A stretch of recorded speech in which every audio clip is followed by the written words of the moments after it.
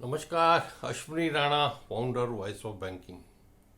आज शनिवार है, रात 9 बजे बैंकिंग की बात मेरे साथ का ये 13वां एपिसोड है।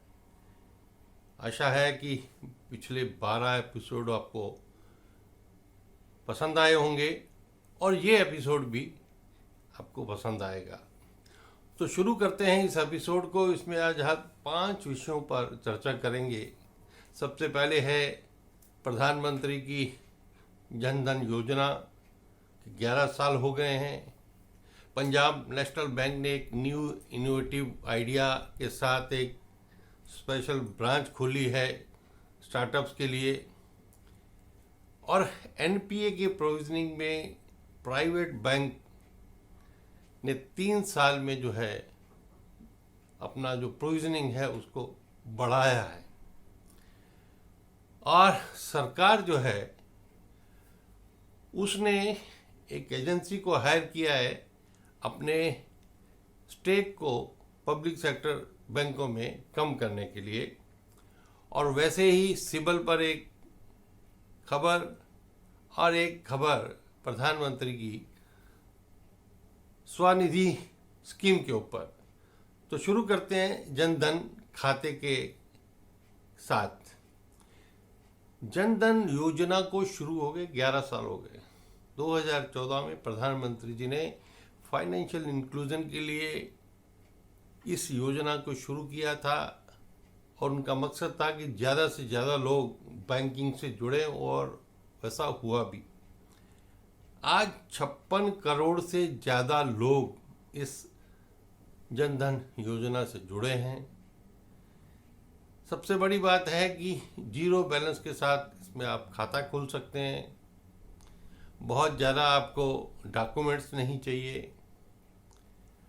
आज इस 56 करोड़ से ज़्यादा खातों में 2.68 लाख करोड़ का डिपॉजिट है। यानी जो लोग अभी तक बैंकिंग से नहीं जुड़े थे वो बैंकिंग से जुड़े और इतना पैसा उन्होंने बैंकिंग की लिक्विडिटी में दिया, देश की अर्थव्यवस्था में दिया। इस योजना में जहां जीरो बैलेंस का प्रोविजन है वहीं 30,000 रुपये तक लाइफ इंश्योरेंस कवर है, 1 लाख रुपए तक एक्सीडेंटल कवर है। रुपए कार्ड भी इसके अंदर ग्राहकों को दिया जाता है। और सबसे बड़ी बात है कि 10,000 रुपये तक ओडी भी ले सकता है ग्राहक, अगर उसका अकाउंट ठीक चल रहा है, उसको कोई इमरजेंसी रिक्वायरमेंट आ गई। तो एक बहुत बड़ा योगदान जो है फाइनेंशियल इंक्लूजन में जन धन योजना ने किया है। और ये अभी रुक नहीं रहा, इसको बाकी ऐसे लोग जिन्होंने अभी तक बैंकिंग से दूर दराज के क्षेत्रों में नहीं जुड़े उनको भी जोड़ने के लिए सरकार और बैंक जो है प्रयासरत है। अब पंजाब नेशनल बैंक की बात करते हैं कि आज जब प्रधानमंत्री भी सरकार भी स्टार्टअप के ऊपर जोर दे रही है और सरकार का कहना है कि भाई रोजगार जो है वो सृजन करने के लिए लोगों को प्रेरित किया जाए, ना कि रोजगार मांगने के लिए। तो ऐसे में युवाओं को स्टार्टअप शुरू करने के लिए प्रेरित करने के लिए सरकार का लक्ष्य है। उसी लक्ष्य को पूरा करने के लिए पंजाब नेशनल बैंक ने अपनी एक स्पेशल ब्रांच स्टार्टअप ब्रांच खोली है। अब हालांकि बाकी ब्रांचों से भी स्टार्टअप्स को लोन मिल रहे थे, लेकिन इसका मकसद सिर्फ यही है पंजाब नेशनल बैंक का कि भाई स्टार्टअप का जो लोन लेना चाहते हैं उसके लिए स्पेशलाइज्ड ब्रांच होगी। वहाँ जो ऑफिसर, मैनेजर्स, अधिकारी जो होंगे वो भी उस स्कीम के बारे में, उनके बारे में अच्छी तरह से उनको अवेयर होगा। और जो लोग स्टार्टअप शुरू करना चाहते हैं उनको किस प्रकार से बैंकिंग का वो लाभ ले सकते हैं, किस प्रकार से लोन ले सकते हैं, किस प्रकार क्रेडिट ले सकते हैं, उनको किस तरह से जो है गाइड किया जा सकता है, इस मकसद से जो है पंजाब नेशनल बैंक ने ये ब्रांच को खोला है। अब देखना होगा कि ये अपने मकसद में कितनी सफल होती है। उम्मीद है कि जरूर ये ब्रांच जो है सफल होगी और इसको देखते देखते बाकी बैंक भी जो हैं स्टार्टअप्स को बढ़ावा देने के लिए अलग से अपनी ब्रांचेस शुरू करेंगे ताकि उनको आसानी से लोन भी मिल सके और गाइडेंस भी मिल सके।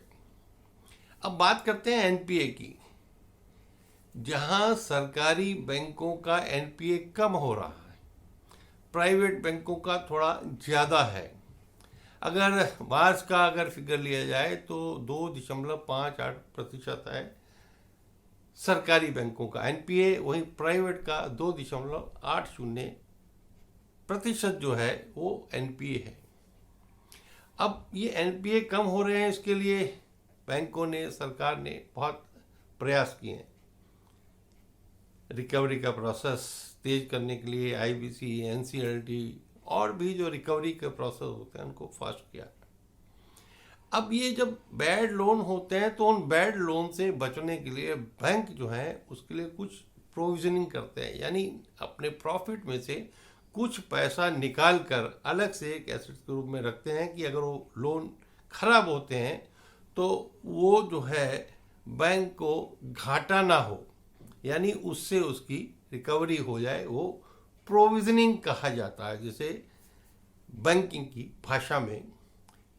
लेकिन देखने में आया रिपोर्ट के अनुसार कि प्राइवेट बैंकों ने पिछले 3 साल में अपनी प्रोविजनिंग को बढ़ाया है, वहीं सरकारी बैंकों ने अपनी प्रोविजनिंग को कम किया। अब प्रोविजनिंग बढ़ाने का पीछे मकसद प्राइवेट बैंक का हो सकता है कि उनको लगता होगा कि भाई कुछ लोन ऐसे हैं जो उन्होंने दे रखे हैं वो बैड हो सकते हैं, जबकि सरकारी बैंकों को लगता है कि हमने जो लोन दिए हैं उनके लिए जो प्रोविजनिंग की है वो सफिशेंट है और लोन में रिकवरी में कोई दिक्कत नहीं आएगी। तो ये एक अंतर दिखता है प्राइवेट और पब्लिक सेक्टर बैंक की फंक्शनिंग का। जो लोग प्राइवेट बैंकों को बहुत अच्छा समझते हैं और सरकारी बैंकों को पीछे समझते हैं, तो आप एनपीए और प्रोविजनिंग दोनों के हिसाब से भी दोनों तरह के बैंकों का मूल्यांकन कर सकते हैं। अब ये जो प्रोविजनिंग किया गया है वो टोटल 28,883 करोड़ का है, जिसमें से प्राइवेट बैंकों ने 15,527 करोड़ का और सरकारी बैंकों ने 13,256 करोड़ की प्रोविजनिंग की है। अब ये अगर लोन नहीं डूबता तो ये बैंकों का अल्टीमेटली प्रॉफिट ही है और वो प्रॉफिट में चला जाता है। अब आगे बात करते हैं कि गवर्नमेंट ने अपने स्टेक को कम करने के लिए डिसीजन लिया है कि 4 से 5 बैंक जो हैं उसमें 90% से ज़्यादा स्टेक अभी भी सरकार का है, वो उसको कम करके उसे एक अच्छा पैसा जो है वो निकालना चाहती है। और उस स्टेक को कम करने के लिए एक एजेंसी को सरकार ने हायर किया है जो है गोल्डमैन सैक्स के नाम से। लेकिन आज जब यूएस के साथ हमारी टैरिफ वार चल रही है, ऐसे में किसी अमेरिकन कंपनी को इस स्ट्रेटेजी के लिए, एडवाइस के लिए हायर करना कहाँ तक उचित है ये समझ नहीं आता। जो बैंक हैं, आईओबी है, लगभग 96% स्टेक सरकार का है, सेंट्रल बैंक में 93% है, पंजाब एंड सिंध बैंक से सबसे ज़्यादा 98% है, यूको बैंक में लगभग 95% है। तो उसको सरकार जो है अपना पैसा निकालना चाहती है, लेकिन सरकार का निर्णय वो अलग है। लेकिन सरकार का ये निर्णय कि किसी अमेरिकन कंपनी को इस स्ट्रेटेजी के लिए हायर करना आज के समय में कितना उचित है। सिबिल की बात आए दिन होती है। पिछले दिनों हमने सुना भी था और देखा भी था कि एक स्टेट बैंक में कर्मचारी की रिटायरमेंट जो है वो इस कारण से नहीं हो सकी कि उसका सिबिल स्कोर ठीक नहीं था।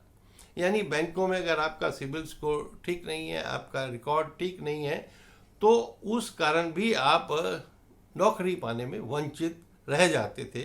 लेकिन अभी सरकार ने उस प्री कंडीशन को निकाल दिया है, यानी अगर आपका सिविल स्कोर 650 नहीं है तो भी आप बैंकों में नौकरी पा सकते हैं। लेकिन उसके साथ साथ क्योंकि फाइनेंशियल इंस्टीट्यूशन है, फिर भी जो कैंडिडेट हैं उनका ट्रैक रिकॉर्ड, उनका फाइनेंशियल रिकॉर्ड ठीक होना चाहिए। लेकिन कई बार देखा जाता है कि कुछ फैमिली इश्यूज के कारण जो लोग हैं वो लोन ले लेते हैं और नहीं चुका पाते हैं, लेकिन सिर्फ इसी आधार पर उनको नौकरी से वंचित नहीं किया जा सकता। इसलिए सरकार ने ये लिया है कि सिविल खराब होने के बाद भी आपको जो है नौकरी मिलने में कोई समस्या नहीं आएगी। तो ऐसे नई भर्ती में ये एक बहुत बड़ी राहत उन एस्पायरेंट्स को मिली है जो बैंकों में आना चाहते हैं। अंत में प्रधानमंत्री की एक और स्वनिधि स्कीम है जो कि स्ट्रीट वेंडर्स के लिए है, और स्ट्रीट वेंडर्स को बढ़ावा देने के लिए, उनको रोजगार शुरू करने के लिए बैंक जो है लोन देते हैं। अभी तक वो लोन की सीमा 10,000 थी, उसको बढ़ाकर 15,000 कर दिया गया है ताकि 15,000 का लोन लेकर वो अपना व्यवसाय शुरू कर सकते हैं। पहली बार अभी वो 15,000 लोन ले सकते हैं और पहला लोन चुका देते हैं, तो जो पहले 20,000 की सीमा थी उसको बढ़ाकर 25,000 रुपये तक कर दिया है। यानी अगर पहला लोन आपने चुका दिया है तो दूसरा लोन 25,000 के लिए आप एलिजिबल हो सकते हैं।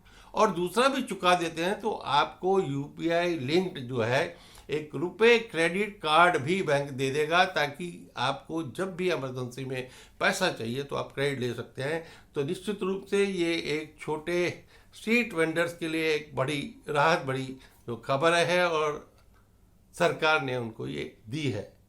तो आज के लिए इतना ही। मुझे लगता है कि सप्ताह के कुछ बैंकिंग की बातों से आप रूबरू हुए होंगे, और अगले एपिसोड में फिर मिलेंगे अगले शनिवार रात 9 बजे बैंकिंग की बात मेरे साथ में। नमस्कार, धन्यवाद।